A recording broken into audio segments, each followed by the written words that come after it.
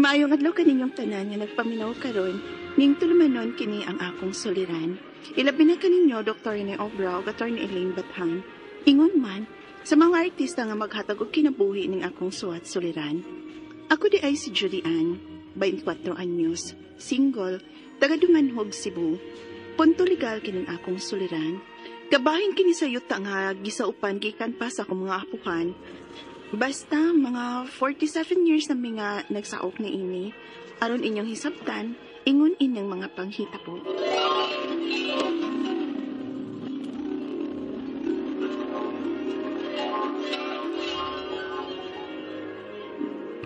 Luyas taga syudad ning atong kahimtang sa COVID man, no? Kay nga naman, Judian? Nya ay, daghan ang mga nangandoy nga gusto magpuyo dinhi sa bukid. Kay pait ko kaayo dito sa syudad.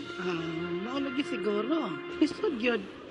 Kay wa naman kay mga trabaho sa syudad, kay nanira ang mga trabahoan. Asa naman og kaunon ang mga tao. Ay magtadinis bukid, kay may mga tanom-tanom man ta nga, ma-harvest nga atong gitanom din sa yuta nga atong gisaupan. Makakaon naman gihapon ta. Maugyod ma. Maayo lang tong mga may pinuy-anan ng daan din his probinsya. Pwede ra gid silang manguli kung asang ilang mga probinsya. Pero mga taga-syudad, kato sila may mga luoy. May lang tong mga dato. Ang pait, ang mga nag-abang lang taon. Mauna, magsalig na lang taon sila og ayuda. Ayuda nga ang uban gani kuno. Wa makadawat kay wa man silista. Ipriso sa gobyerno mga tao silang mga bahay kay ginakdown.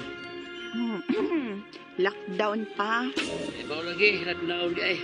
Nga lagi priso. Samtang ilang kaunon. Maugyod. Maong nabali na karon ang panahon pa. Kung kaniadto ang mga taga-syudad mo ay swerte kay dagang trabaho sa syudad, apan karon, swerte natang ni as probensya kay bisag lisod ta, may makaon pa maghapon ta. Gikan sa itong mga pananom. Tuod ay Judy. Hatdan ito nato si Sir Manolo sa iyang bahin sa itong mga naharbis gahapon ng mga tanong. Dari kamatis, batong o taong.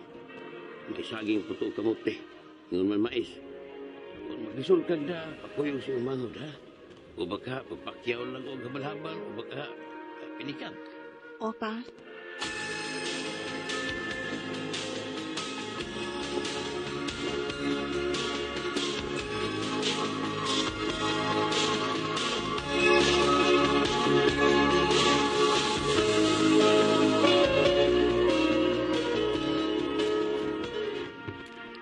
Salamat sa paghatod, Noy.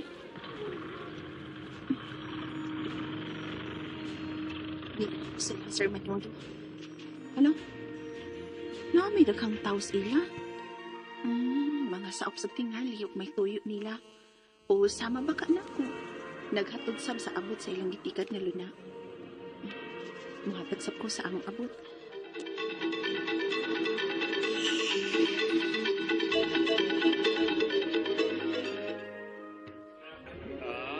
Dili ko ni mga saop Judian, oy. Mga taga-syudad kini nga gusto mo palit og luna nako. Ha? Ay, nagpatabang mangguto sa mga ahente yuta nga mabaligya na mo kining akong yuta. Ilang gipo sa Facebook ba? Daghan ang interesados nga mga taga-syudad aron ilang puy-an. Ewa ko man kita mahibaw kano sa mahuman kining pandemic.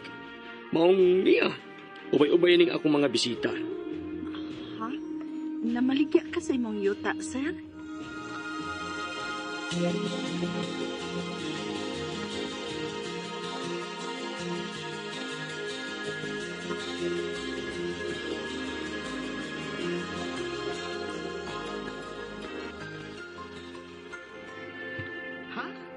Mao ba? Mauna, ma. Daghan ang gusto mo palit og lunaan ning yuta ni Sir Manolo. Maayo noon na. Naana dayon niya tay mga silingan nga mga dato nga mga taga-syudad. Dili na dito magmingaw din sa atong bukid. Pero ma, unsa ko naman lang kun lakip ning atong ipuy-an, mabaligya ni Sir Manolo. Ha?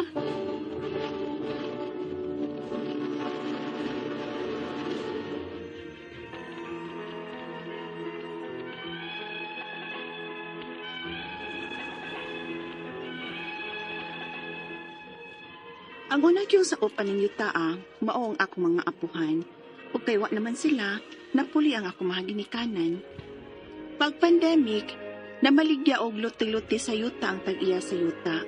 Sa pagpirmero, nalipay na unta mi kay may mga silingan nami nga mga taga-syudad. Apan kadugayan, naabot nang namalitog yuta sa akong gibaulan o gibayan. Unya, Unsa, sir? Apil na sa imong ibaligya kining among gibayan? O bising, ug may interesadong mapalit ining dapit sa inyong bahay.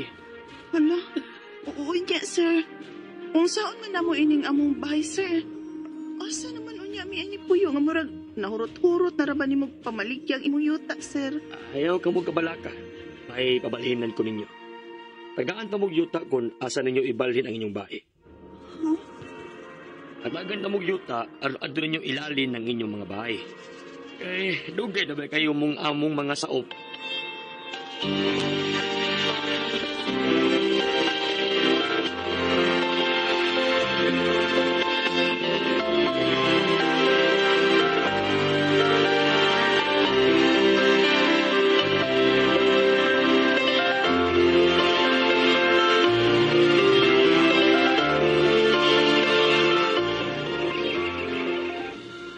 Ay, salamat.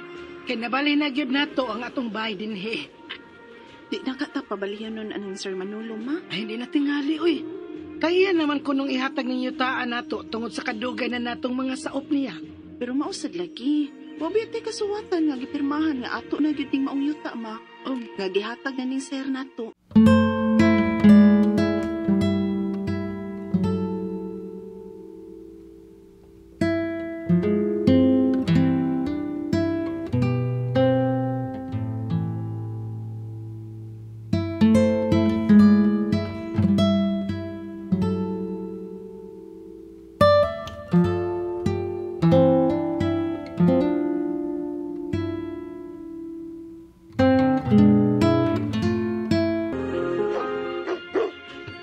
Kitsa marong gipagkot sa mong iro. Sir Manolo man na. Isugat na siya ma. Ano kay tuyo?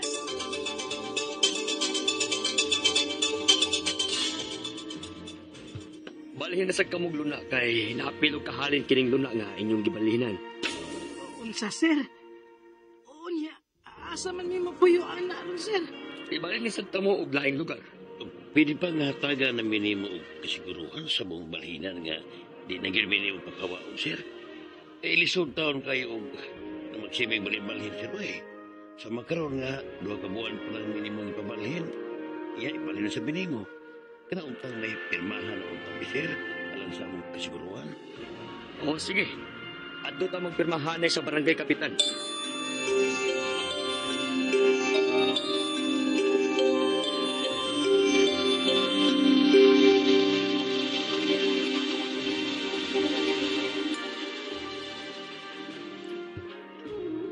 Ma, nagkapirmahanay na tuod mo atong paghatag ni Sir Manolo ning yutaa nga atong gibalhinan. Oh, dito sa barangay, tubangan sa kapitan o sa iyang sekretary. May noon ko mao ma.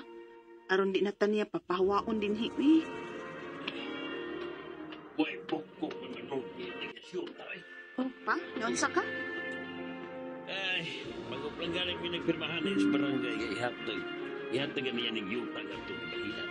Pero iyan ang sumbawion. Iya ko nung tukuran sa iyong bahay. Unsa?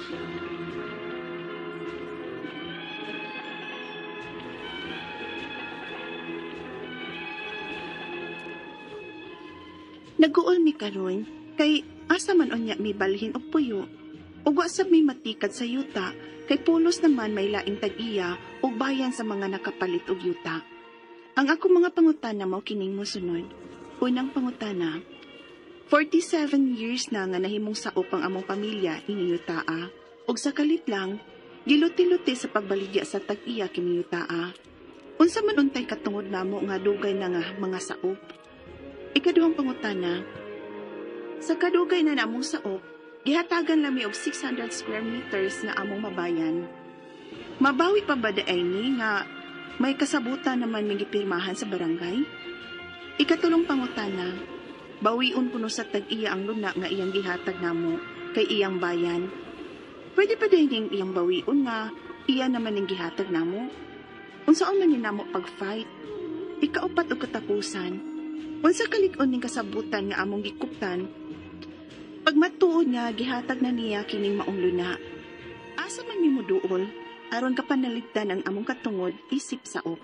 Palihog, tabanglog tambagi ko. Kini ang akong suliran, Jody Ann. Maayong adlaw mga sukintig paminaw kini si Attorney Elaine Bathan og ako ang mohatag ninyo og tambag tubag solusyon kalinawan sa inyong mga pangutana og mga problema na may punto legal. Of course ato ang mga personal nga mga pangutana, personal nato nga mga giagian in life. Ayaw mo kabalaka ipadala na tanan sa ang inyong mga suwat sa suliran_612@yahoo.com or sa ato ang Facebook account nga kini ang Akong Suliran official writers page. Pwede sad atong ipadala sa 3rd floor Jose R. Martinez Building, Osmeña Boulevard, Cebu City. Kumusta guys? Kumusta mong tanan? Lain-lain o klasik-klasing pamaagi kung unsaon ninyo pagpadala ang inyong mga suwat, mga suliran diri namo ang importante. Kumpletuha palihog ang mga detalye, hinungdan, sinugdanan anang inyong mga pangutana og mga problema para amo og yung mas klaro nga mahatagan og tambag og tubag ng inyong mga pangutana, no?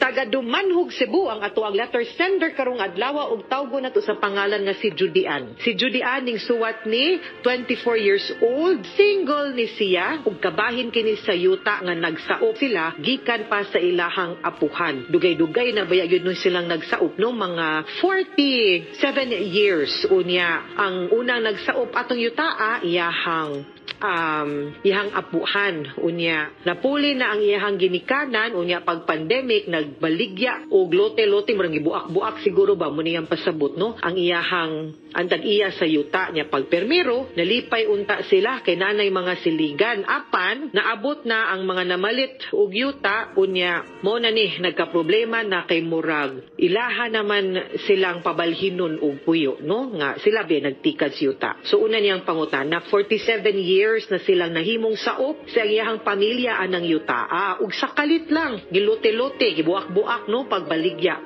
sa tag-iya kanang yutaa unsa man ang katungod namo nga dugay naman sila nga saop. Okay, klaruhon nato ang pasabot anang saop tenant unya natay balaod nga gitawag na tenancy law under the Agrarian Reform no program no sa Department of Agriculture nato unya nag-ingon nga kung kaning yutaa kinahanglan ato sa gining klaruhon kinahanglan agricultural kay para mahimo siyang qualified sa tenancy law.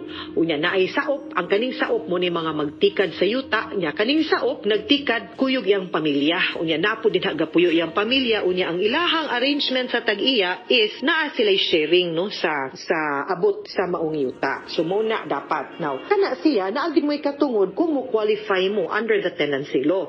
Kay naama mo'y tagaan manggud mo og katungod ana nga naa mo'y gamayng luna para inyo. So ikaduhang pangutana sa kadugay na namong saop gihatagan lang kami og 600 meters nga among balayan kadako anang di siguro 600 meters 600 square meters dako na ha mabawi pa di ay ni nga may kasabutan man ming pinirmahan sa barangay. Okay, atuan na lang yun ng klarohon no atuag yun siyang ingnon nga ang kaning mga at iklaro na ninyo ngadto sa DAR kung qualified ba mo ug naa ba toy visa ang kanang pagpirma ninyo sa barangay kay pwede na nato ipa-enforce dito nga gitagaan mo naamoy share naamoy bahin. Ikatulong pangutana bawion kuno sa tag-iya ang luna nga iyang gihatag namo kay iyang balayan pwede ba di ay na lang iyang bawion nga iya maning gihatag namo unsaon namo pag-fight adto gid mo DAR day no or adto mo barangay balik kay naa mo gipirmahan didto. Nga, kung ang punto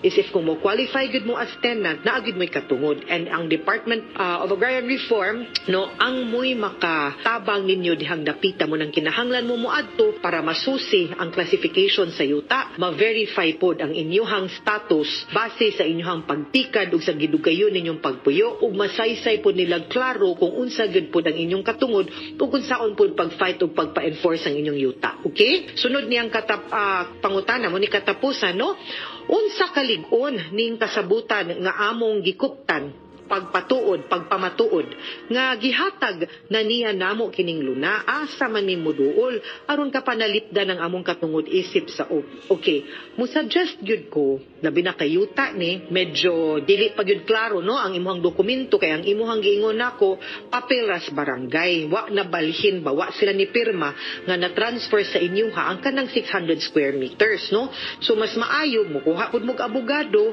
adto ba mo public attorney's office para makagiya o makahatag og klaro og saktong tambag ninyo ari gud mog syudad ana Judian no ari gud mog Cebu no Cebu City para mo adtong SDAR naman sila abogado po dito no na legal ang darday para matabangan mo no kay taga dumanhog man mo dali ra pud mo nila matabangan og magiyahan okay mga suking tigpaminaw hinaot unta nga naamoy nakutlo na pagtulunan karong adlaw kini si Attorney Elaine Bathan daghan kayong salamat sa inyong pagpaminaw sa among tulumanon hangtod sa sunod nga sugilanon dinhi gapon sa tuang programa kini ang akong suliran gikan sa RMN Production Center Radyo mo Nationwide tatak RMN daghang salamat o maayong adlaw.